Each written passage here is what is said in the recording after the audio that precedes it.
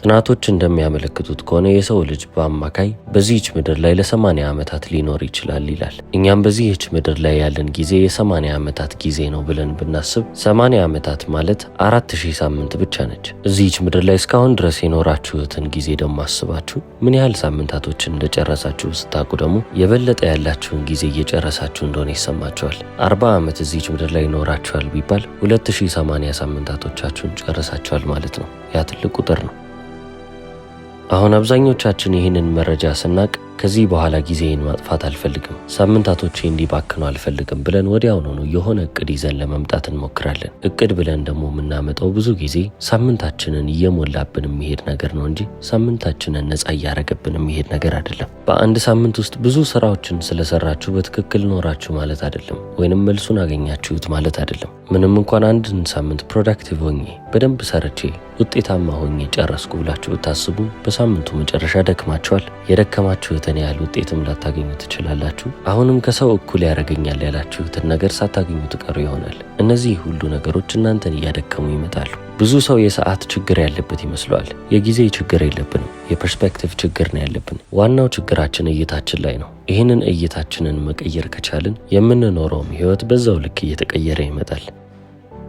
እድሜ ዘመናችንን ሙሉ የሆነ ነገርን ለማግኘት ስንል እየሮጥን እንሄዳለን። ትምህርት መጨረስ ካለብን ትምህርታችን ላይ እናተኮራለን። ስራ ዓለም ውስጥም ከገባን ደግሞ በስራችን ውስጥ እንዲሁ እንወጠራለን። ቤተሰብም ለመመስረት ከሞከርን ደግሞ አሁንም ፈተናዎች አሉ። ታዲያ እነዚህን ሁሉ ነገሮች እንደምንም ብዬ በእነዚህ ጊዜ ውስጥ ባረግ እዚህ ደረጃ ላይ ከደረስኩ በኋላ ላርፍ እችላለሁ ብለን እናስባለን። አሁንም ግን እይታችንን ለውጠን ነገሩን መመልከት ከቻልን ይሄ ሁሉ ነገር ኢሉዥን ነው፣ እውነታ ይመስላል፣ ነገር ግን አይደለም። ታዲያ እይታዬን እንዴት አድርጌ ልለውጥ ብላችሁ መጠየቃቸው አይቀርም። ኦሊቨር በርክመን የጻፈው 4000 ዊክስ የሚለው መጽሐፍ ስለዚህ ያወራል። የመጽሐፉም ርዕስ 4000 ሳምንታቶች ነው የሚለው፣ የሰው ልጅን እድሜ ማለት ነው። ይህንን መጽሐፍ ካነበባችሁት ስለ ጊዜ ያላችሁን አመለካከት፣ ስለ ስራ ያላችሁን አመለካከት፣ በተጨማሪም ደግሞ በህይወት ምን ማተር እንደሚያደርግ፣ ምን ቦታ እንዳለው፣ ምን ትርጉም እንዳለው በደንብ እየተገነዘባችሁ ትመጣላችሁ። ከዚህም መጽሐፍ ላይ ዋና ዋና የተባሉትን ነጥቦች እንወስዳለን። ምን መቀየር እንዳለብን ያስተዋልንባቸውም ነጥቦች ይኖራሉ። እይታችንንም እንዴት እንደምንለውጥ እየተመለከትን እንመጣለን።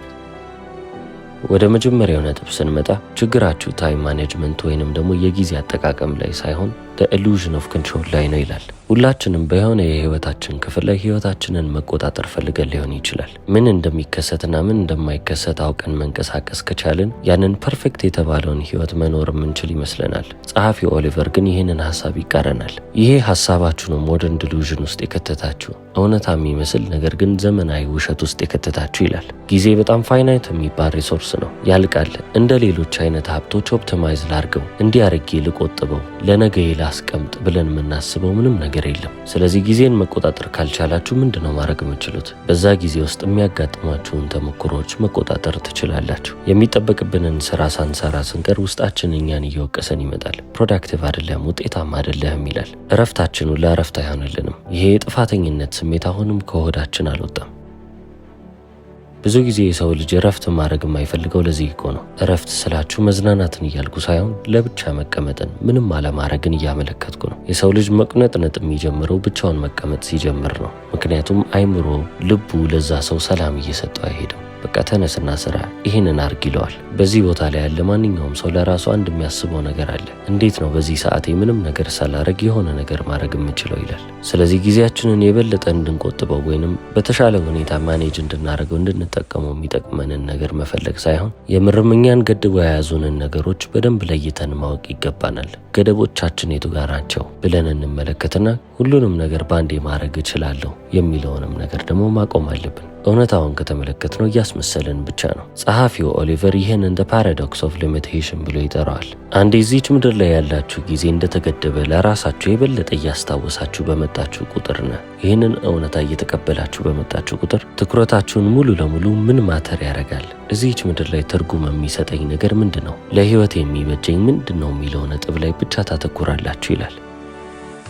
ጸሐፊው የሚያነሳው ሌላኛው ነጥብ ስለ ፕሮዳክቲቪቲ ትራፕ ያወራል። የውጤታማነት ወጥመድ በሉት። ብዙ ጊዜ በስራዬ ውስጥ ኤፊሽንት ልሁን፣ ስራዎችን ቀልጠፍ አድርጌ ልስራና ውጤታማ ልሁን ብለን እናስባለን። ነገር ግን ኤፊሽንሲ እናንተ ላይ የሚጨምርላችሁ ተጨማሪ ስራ ነው እንጂ ምንም አይነት ትርፍ ጊዜን አያመጣላችሁም። እንደውም ይላል ጸሐፊ ኦሊቨር፣ በህይወት የምትጠብቁትን ነገር እየጨመረባችሁ ይመጣና በጣም ትንሽ ጊዜ እያላችሁ ብዙ ኤክስፔክቴሽን እየኖራችሁ ይመጣል ይላል። አንድ ሰው ጊዜን በደንብ ማኔጅ ላርግ ወይንም ልጠቀምና በምችለው ያህል እየሰራው ልለፍ ካለችው ጊዜ ላይ አብዛኛውን ለስራ ያውልና ብዙ እየለፋ ስለሚሄድበት ከውጤቱም ደግሞ ብዙ ነገር መጠበቅን ይጀምራል። ታዲያ ይህ ኤክስፔክቴሽን ነው እናንተን ለዲስአፖይንትመንት ወይንም ለመከፋት ቅርብ የሚያደርጋችሁ ይላል ኦሊቨር። ለምሳሌ ስራዬን ቶሎ ቶሎ መስራት አለብኝ ብላችሁ ካሰባችሁ ምናልባትም የሚላኩላችሁን የስራ መልእክቶች ቶሎ መመለስ ሊሆን ይችላል። ያንን ተግባር ስታደርጉ ስራችሁን ቀልጠፍ አድርጋችሁ በመስራታችሁ የተነሳ ውጤታማ ሆኛለሁ ብላችሁ ስታስቡ ራሳችሁ ላይ የበለጠ ስራን እየከመራችሁ ነው የመጣችሁት።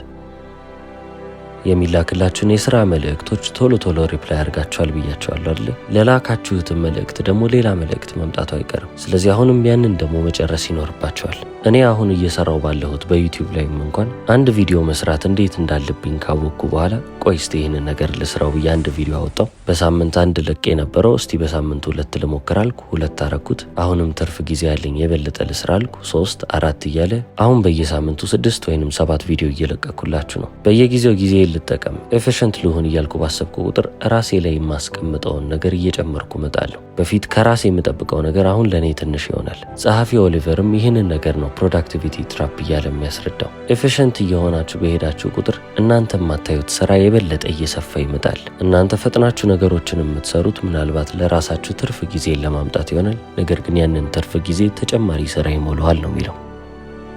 አሁን እንደነዚህ አይነት መረጃዎችን ስንሰማ ቆም ብለን ህይወታችንን ማሰብና መገምገማችን አይቀርም። ብዙ ጊዜ ነገሮችን በፍጥነት መስራት የምንፈልገው ህይወታችንን መቆጣጠር ስለምንፈልግ ነው። ይቺ ኮንትሮል ወይንም ቁጥጥር የተባለችዋን ነገር በፍጹም መልቀቅ አልፈልግንም። በተጨማሪም የምንፈልገውን ነገር ብናገኝ እንኳን እዛ ቦታ ላይ ስንደርስ አሁንም ደግሞ ያ ግብ ከፍ እያለ ይመጣል። ስለዚህ መቼም ቢሆን የምንጠግብ የምንረካ አይነት ሰዎች አንሆንም ማለት ነው። ስለዚህ ለዚህ ችግርስ ምን ላርግ፣ ነገሩን እንዴት እየተመለከትኩት ልሄድ ካላችሁ ጊዜያችሁን ሰውታችሁ ለምትሰጡት ለማንኛውም ነገር ኢንቴንሽናል ለመሆን ሞክሩ። በዓላማ ለማድረግ ሞክሩ።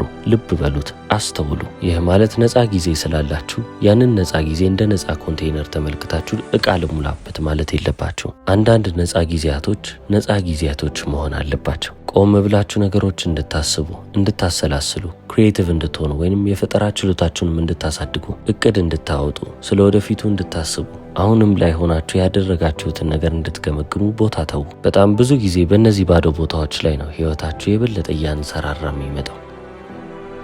ወደ ቀጣዩ ነጥብ ስናልፍ the myth of getting everything done፣ ሁሉንም ነገር እጨርሰዋለሁ ብሎ ማሰብ። መቼም ቢሆን ሁሉንም ነገር ልትጨርሱ አትችሉ። እንደዚህ ማሰብ መጨረሻ ላይ እናንተ ሙሉ እንዳልሆናችሁ፣ የሆነ ነገር እንደጎደላችሁ ወደሚመራ ስሜት ይወስዳችኋል። ጸሐፊ ኦሊቨር እንደሚያስረዳው ከሆነ አብዛኞቻችን ፕሮዳክቲቭ ስላልሆነን፣ ውጤታማ የሆኑ ቀናቶችን እያሳለፍን ስላልሆነ ራሳችንን እንወቅሳለን፣ የጥፋተኝነት ስሜትም ይሰማናል። የዚህም ስር መሰረቱ ኢምፖሲብል የሆኑ ስታንዳርዶች ናቸው። በ30 ዓመቴ እነዚህን ነገሮች እንዳላሳክቼ መቀመጥ እፈልጋለሁ ብለን የምናስብ ሰዎች አለን። እዚህ ጋር ያስቀመጥነው ነገር በጣም ትልቅ እየሆነ በመጣ ቁጥር እኛ በማንኛውም ሰዓት እረፍት ስናደርግ ወይንም ደግሞ ቀናችንንም ትክክለኛ ስራም ቢሆን ሰርተን ስንመጣ በቂ አይደለም የሚል ድምጽ በአይምሯችን ውስጥ ይመላለሳል። ምክንያቱም ያሰባችሁት ነገር ትልቅ እንደሆነ ሲገባችሁ ህሊናችሁም ይሄ ነገር በቂ እኮ አይደለም እያላችሁ ስለሚመጣ ነው። ጸሐፊውም እይታችሁን ወይንም ፐርስፔክቲቫችሁን ቀይሩ አይደል እያለ ያለው። ለምሳሌ በዚህ ሳምንት ውስጥ ምን አይነት ተጨማሪ ነገሮችን ማድረግ አለብኝ ብላችሁ ከምታስቡ ምን አይነት ነገሮችን በዚህ ሳምንት እየተውኩ ልምጣ ብላችሁ ነገሩን ተመልከቱት። ለምሳሌ በቀናችሁ ውስጥ ማድረግ ያለባችሁ ነገር ብላችሁ የምታስቡትን እንዳለ ጻፉ። ከዛ ውስጥ አስፈላጊ ነው የተባለውን 3 ወይንም 5 ስራዎች ትመርጣላችሁ። እነዛን ብቻ ስሩ። ቀሪው እንዳለ ዲስትራክሽን ወይንም እናንተን የሚያዘናጋችሁ ነገር ነው። አንድ እውነታ ማወቅ ካለባችሁ ይሄ ነው። ጥቂት የተባሉ ነገሮችን በጣም ምርጥ በሚባል ኳሊቲ ወይንም ጥራት ልትሰሩ ትችላላችሁ። አለበለዚያ በጣም ብዙ ሺህ የሆኑ ነገሮችን በጣም ደካማ በሚባል ኳሊቲ ልትጨርሱ ትችላላችሁ። ከሁለቱ አንዱ ነው።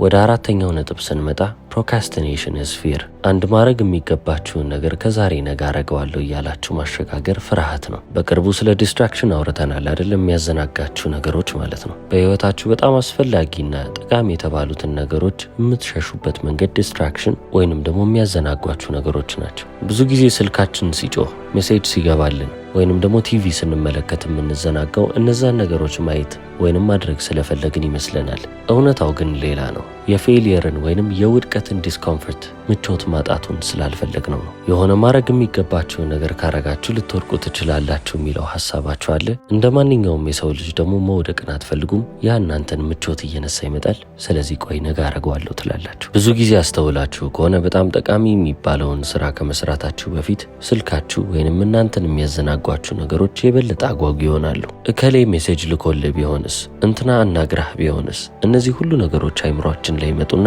ወዲያውኑ እነዛን ነገር አንድ አፍታ ቼክ አድርገን እንመለስ ማለት እንጀምራለን። ጸሐፊ ኦሊቨርም ይህንን በቀላል መንገድ አስረድቶት ነበረ። ትርጉም ያላቸው ስራዎች ብዙ ጊዜ የማይገመቱ ስለሆኑ ወይንም የወደፊት ዕጣ ፈንታቸው ስለማይታወቅ ልወድቅ እችላለሁ፣ ላይሳካልኝ ይችላል ወይንም ደግሞ ራሳችሁን በቂ እንዳልሆናችሁ ማሰብ ትጀምሩም ይሆናል። ራሳችሁንም እንዲህ አይነት ቦታ ላይ ማስቀመጥ ስለማትፈልጉ እርግጠኛ በሆናችሁበት ስራ ላይ ራሳችሁን እያሳተፋችሁ ትመጣላችሁ። ስራ ያልኳችሁ እናንተ ራሳችሁን ዲስትራክት የምታደርጉበት የምታዘናጉበት ነገር ነው። ዋና ቁም ነገር ያለውን ስራ ትታችሁ ሌላ ምንም የማይጠቅማችሁን ስራ መስራት ትጀምሩ ይሆናል። ለምሳሌ ክፍላችሁ ወይንም ቤታችሁ እንደቆሸሸ ልብ ትሉና ማጽዳት ትጀምራላችሁ። አሁን ታዲያ ጽዳቱን ተመልክታችሁ ቆይ እስቲ ላጽዳው፣ ይሄ ቤት ቆሽሿል ብላችሁ ስላሰባችሁ አይደለም።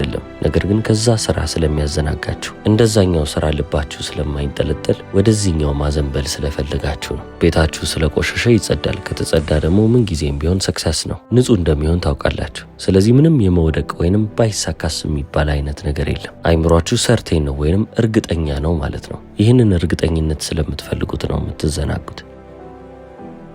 ፕሮክራስቲኔሽን ሲባል ወይንም ነገሮችን ከዛሬ ነገ እያሉ ማሸጋገርም ደግሞ ተመሳሳይ ነው። ስትዘናጉም እናንተ ያንን ስራ አሰሩም ነገ ሰራዋለሁም ስትሉ እያሸጋገራችሁ ነው። ስለዚህ ዛሬ ነገ ስትሉ ወይንም ያንን ነገር ላለመስራት በሌላ ነገር ስትዘናጉ እየፈራችሁ ሳይሆን ለፍርሃታችሁ ማስታገሻ እየሰጣችሁት ነው። ፍርሃታችሁን የበለጠ እንዲቆይ እያረጋችሁ ነው። ለዚህም መፍትሄው ደግሞ የበለጠ ዲስፕሊንድ መሆን አለብኝ፣ የበለጠ ስርዓት ሊኖረኝ ይገባል የሚል አይደለም። ነገር ግን ድፍረትን የሚጠይቅ ጉዞ ነው። ደፋር መሆንን መልመድ አለባችሁ። ከኮምፎርት ዞናችሁ ወይንም ከለመዳችሁት ቦታ ወጣ ልትሉ ይገባል። ጸሐፊው ባጭሩ እያላችሁ ያለው ነገር ብትፈሩትም አርጉት ነው። ሌላ በዚህ መጽሐፍ ላይ የምትመለከቱት ነገር ጆይ ኦፍ ሚሲንግ አውት የተባለውን ነገር ነው። ጆሞ ይሉታል። አስረዱኝም ብትሏቸው ቹዚንግ ለስ ሊቪንግ ሞር ይሏቸዋል። ብዙ አትመርጡም፣ ነገር ግን የበለጠ እየኖራችሁ ትመጣላችሁ። ከልጅነታችን ጀምሮ እየተማርን ያደግነው ነገር ነፃነት ማለት ምርጫዎቻችንን ክፍት አድርገን ራሳችንን ለብዙ ነገሮች ኤክስፖዝ ማድረግን ነው። መጽሐፉ ላይ ግን ተቃራኒውን ነው የምትመከሩት። ኦሊቨር እንደሚናገረው ከሆነ ትክክለኛ የሚባል ነፃነት የሚመጣው ከኮሚትመንት ነው ይላል። ራስን ለአንድ ነገር ማዋል። ለምሳሌ ትዳር ኮሚትመንት ነው። አንድ ሰው ህይወቱን ለዛ ሰው ሰጥቷል። በቃ ሙሉ ነፃነቱ ያለው እዛ ሰው ውስጥ ነው። በቀናችሁ ውስጥ ሳታስቡት ሊያልፍባችሁ የሚገባ ጊዜ ሊኖር አይገባም። ፐርፐስፉሊ ወይንም አስባችሁ አቅዳችሁበት ምንም ነገር አላረግም ወይንም ደግሞ ምንም የመጣውን ነገር ሁላ ላረግ ዝግጁ ነኝ ብላችሁ የምታስቀምጡበት ጊዜ ሊኖር ይችላል። እሱ ችግር የለውም። ነገር ግን እድሜ ልካችሁን ሙሉ በዚህ አይነት አካሄድ ልትራመዱም ደግሞ አይገባም። ራሳችሁን ለዛ ነገር ልትሰጡ ይገባል። ለምታደርጉት ለማንኛውም ነገር ኮሚትድ ለሆናችሁበት ነገር ማለት ነው። ነገር ግን ሁሌም ቢሆን ይሄ ነገር በእቅድ መሰረት መሄድ አለበት ማለት አይደለም። የሚያስደስታችሁን ነገር ብቻ የምታረጉበት ጊዜ ሊኖር ይችላል። መጽሐፍ ማንበብ፣ ለወክ መውጣት ወይንም ሩጫ ወይንም ስፖርት፣ ምንም አይነት ነገር ይሆን እናንተን የሚያዝናናችሁ ማንኛውም ነገር ለእናንተ እረፍት ነው። ቴክኒክሊ እረፍት ባይባልም ግን እረፍት ይሆንላችኋል። በዚህም ውስጥ እየተማራችሁ የምትመጡት ነገር አሁንን ለነገ አለመሸጥን ነው ወይንም አሁንን መኖርን መልመድ ነው። የምርም ነገ እንደምትሞቱ ብታውቁ ኖሮ ዛሬን እንደ ዛሬ ትኖሯት ነበረ። ምክንያቱም ምንም የምታቅዱት ነገር የለማ። ዛሬ ነች ያለችኝ ትላላችሁ። በየቀኑ አይኑን ላየው አልፈልግም፣ ይሄ ሰው ያስጠላኛል የምትሉት ሰውም የመጨረሻችሁ ቀን እንደሆነ ስታውቁት እናንተን ማናደድ ያቆማል። ለሱ ማዘንን ትፈልጋላችሁ። ከሱ ጋር ሰላም ለመፍጠር እንደምትሄዱ እንደምትሰናበቱ ታውቃላችሁ። ስለዚህ ሰላም ለመሆን ነው የምታስቡት። ቀጣዩን ከመጽሐፉ የምትወስዱትን ትምህርት ደግሞ ስንመለከት እናንተ የተሻለና ትርጉም ያለውን ህይወት ለመኖር ከፈለጋችሁ ዓለምን መለወጥ የለባችሁም። ህይወታችሁ አሁንም ትርጉም ያለው ነው። አሁንም ቦታ የሚሰጠው ነው። አሁንም ትልቅ ቦታ አለው። ብዙዎቻችን ህይወታችን የምርም ህይወት እንደሆነ ለማረጋገጥ የሆነ ትልቅ ኢምፓክት አሊያም እዚህ ይቻለም ላይ የሆነ ትልቅ ተጽዕኖን ለመፍጠር እንሞክራለን። ብዙ ሰው አሻራዬን ጥዬ መሄድ እፈልጋለሁ ሲል ሰምታችሁ ታጣቁም? በቃ ያ አሻራ ከሌለ ህይወቱ ህይወት ያለው አይመስለው። አሁን አሻራ ትቶ መሄድን እንደ መጥፎ ነገር እየተመለከት ነው አይደለም። እዚህ ዓለም ላይ ልትሰሩ ያሰባችሁትን ማንኛውንም በጎ ነገር ብትሰሩ ጥሩ ነው። ጸሐፊ ኦሊቨር ግን ይህንን ይከራከራል። ትላልቅ የሚባሉ ፍላጎቶቻችሁ እነዚህ ግራንድ የምትሏቸው ነገሮች እንዳለ በየቀኑ ለምትኖሩት ለምትኖሩት ህይወት መከለያ ነገሮች ናቸው እንጂ ትክክለኞቹ ነገሮችም ላይሆኑ ይችላሉ።